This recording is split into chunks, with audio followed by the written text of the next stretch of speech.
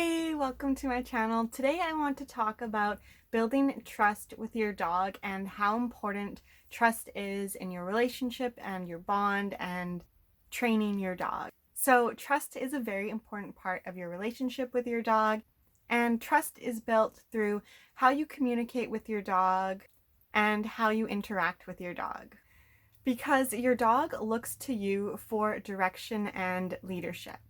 And what you really want to do is be the type of leader that considers your dog's perspective, natural instincts, your dog's wishes and wants, and for your relationship to be more of a partnership than you just being a leader and telling your dog what to do and how to do it. So why is trust so important? Trust is really important for a number of reasons. One reason is that when you have trust in your relationship with your dog is going to come to you when they need help with something, when they're scared or when they're hurt or when they're ill, when they're in pain. They trust that they can come to you and let you know, and you can solve it and make it better. Trust is really important for emergency situations and injuries and health. Trust is also really important in training.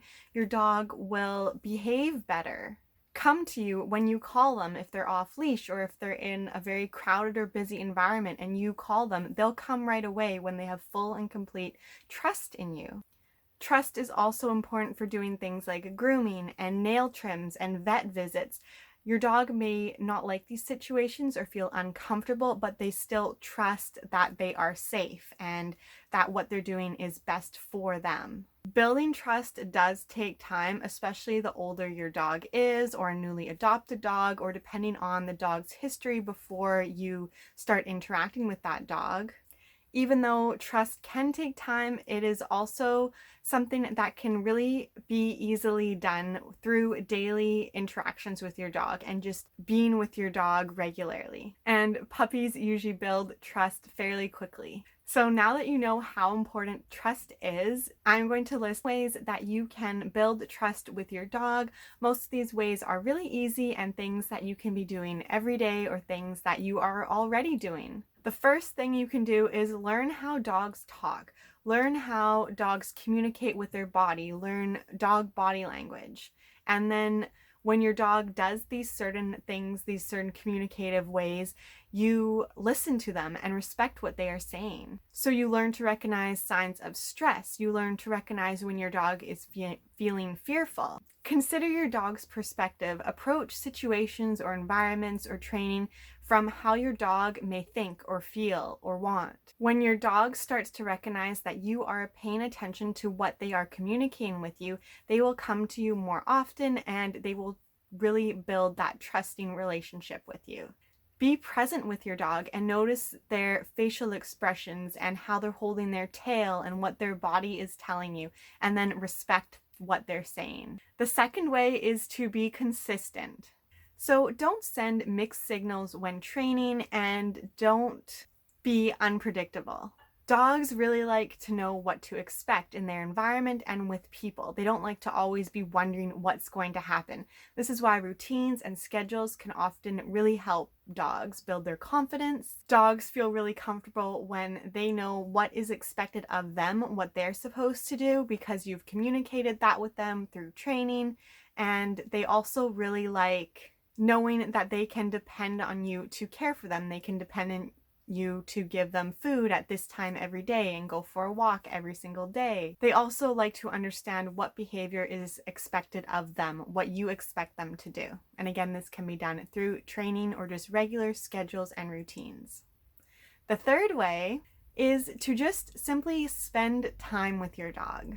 Do things that your dog enjoys doing. Have fun with your dog. My dog Penny loves fetch. She is obsessed with the ball, so I make sure that I incorporate that into a regular schedule. I'm doing something that she loves to do, and I'm just spending time with her. Going for walks, playing with their favorite toys, relaxing with them, all those kinds of things. Spending time with your dog also includes training your dog, and dogs should be trained at all stages and all phases of life, at all ages. What you are training them just may differ, but there isn't really an age where training stops.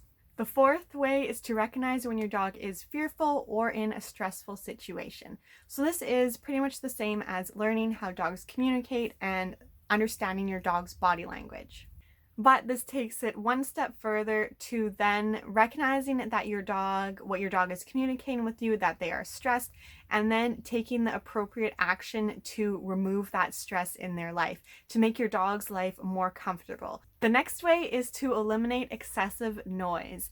We don't often notice some annoying sounds like maybe an alarm. We get really used to everyday sounds and we don't even really realize that sounds can be really annoying, because we can easily tune them out. But our dogs can't tune out these sounds as well. They do have better hearing than us, and sounds like constant TV or loud music, slamming doors, or yelling, these sounds affect our dogs more than they affect us. Even cheering can cause anxiety in our dogs. So just being aware about what sounds your dog may repeatedly have to listen to, and giving your dog a safe place to go, or a place to go away from the noise if you have company over, or if there's fireworks that night or something. Just thinking about your dog and giving them a way to feel more comfortable during it. The next way is to stay calm and peaceful.